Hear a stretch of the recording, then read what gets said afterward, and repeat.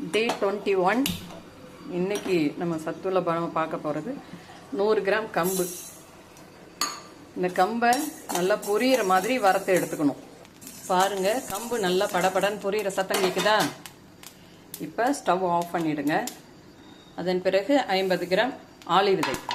இந்த ஆளி விதை stove off பண்ணிட்டு தான் போடணும். இது சூடாகக்கூடாது நிறைய. அதே மாதிரி தான் கம்பும் நிறைய சூடாகக்கூடாது. நீங்கள் ஆளி விதை வேணாலும் பயன்படுத்துங்க, கம்பு வேணாலும் பயன்படுத்துங்க. ரெண்டுலேயும் ஒரே மாதிரியான சத்து, ஒரே மாதிரியான விலை தான். ரெண்டையுமே ஆஃப் பண்ணிட்டு தான் நம்ம போடணும். ரெண்டுமே அதிக சூட்டில் வரப்படக்கூடாது. இங்கே பாருங்கள் எவ்வளோ சத்தம் கேட்குதுன்னு. எள்ளு ஆளி விதை ரெண்டுமே ஒரே மாதிரியான சத்து தான். இந்த வறுத்ததை நைஸாக அரைச்சிக்கணும். அது கூட ரெட் பீன்ஸ் 50 கிராம் இதையும் போட்டு மூணையும் நல்லா நைஸாக அரைச்சி எடுத்துக்கணும். கொஞ்சம் குறப்பாக அரைச்சிக்கிட்டா ஃபுல்லாக குடிச்சிடலாம். கொஞ்சம் குறப்பாக நான் அரைச்சிருக்கேன். நைஸாக வேணுங்கிறவங்க நைஸாக எடுத்துக்கோங்க. அவ்வளோதான். இந்த கஞ்சை காய்ச்சி குடிச்சிட்டிங்கன்னா இன்னைய சத்து